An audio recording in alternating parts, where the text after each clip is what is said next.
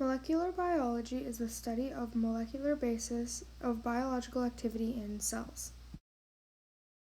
Carbon forms the backbone of every single organic molecule. It is missing 4 electrons in its outer shell and wants to fill them up. Because of this, it will bond with almost every molecule. Carbohydrates are organic compounds consisting of one or more simple sugars. Monomers follow the general basic formula of CH2O. They are commonly ring-shaped molecules made up of carbon, hydrogen, and oxygen. These carbohydrates include starch, glycogen, and cellulose. The 4 main elements of life include carbohydrates, lipids, proteins, and nucleic acids.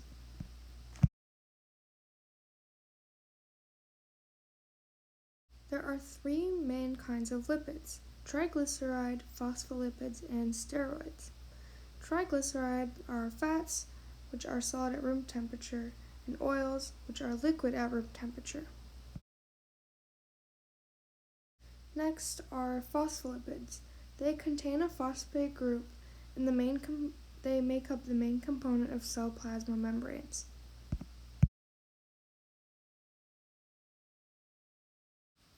Next are steroids.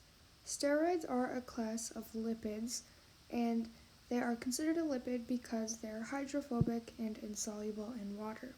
Proteins are large organic compounds made of amino acids arranged into one or more linear chains. They are used in structural part of plasma membrane and also perform other diverse functions in an organism. Amino acids are organic compounds that combine to form proteins. There are 22 different kinds of amino acids that all start with the same formula. However, the R value changes with every amino acid. Monosaccharides are the most basic form of a sugar. Basically, they are the most broken down form a sugar can be. Enzymes are a class of proteins that catalyzes chemical reactions. Catalysts are substances that increase the rate of chemical change without undergoing any permanent change itself.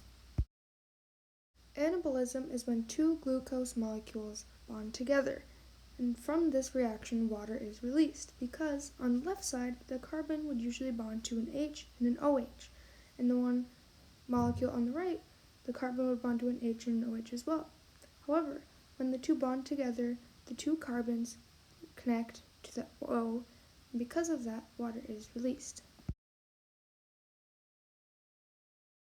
Catabolism, on the other hand, is when the 2 glucose molecules are ripped apart and water is split apart. So the bond that is typically the carbon goes to the H and the OH is back. Like on the glucose molecule on the right bonds to a hydrogen and an OH, and the molecule on the right bonds to a hydrogen and an OH as well.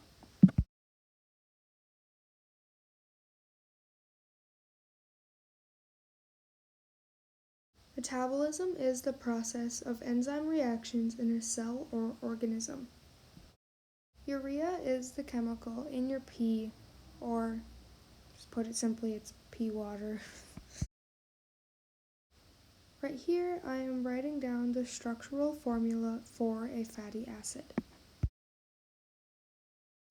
Cohesion is the result of polarity or uneven distribution of electron density of a water molecule and its ability to form a hydrogen bond. Water molecules are strongly cohesive. Adhesion is the result of polarity of a water molecule and its ability to form hydrogen bonds. This is water molecules sticking to other things. Hydrophilic essentially means water-loving. This is when things will dissolve in water. Hydrophobic, on the other hand, is water-fearing, or when something doesn't dissolve in water. Water can also be used as a coolant. Let's take our friend Gary here. He just got done working out, so he's sweating pretty bad, but his body's doing it for a reason. This sweat will evaporate, and in that process, heat will be lost, essentially cooling him down. IB wants us to know how, like, a bunch of things are transported in water in relation to their solubility. Well, amino acids are soluble in water, and they are carried by the blood plasma around your body. I don't know if this is an accurate drawing, but this is what I thought of when, I thought of it. I also don't know what a blood plasma looks like, but I don't know, that looks pretty spot on if you ask me. Cholesterol is carried in blood in the lipoprotein complexes, or in the plasma. And for fats, it is the same thing. Methane is a waste product and is nonpolar.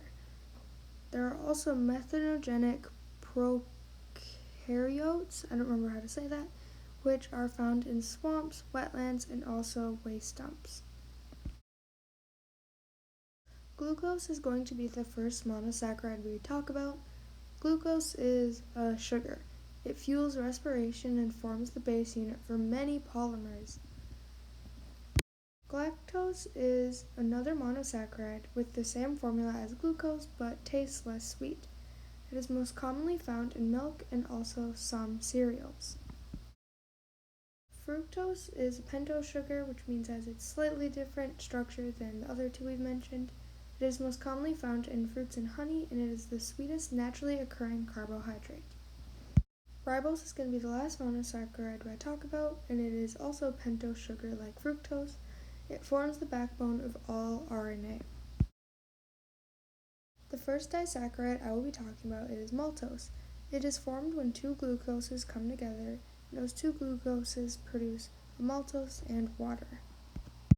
Lactose is produced when glucose and galactose come together, and it is most commonly found in milk.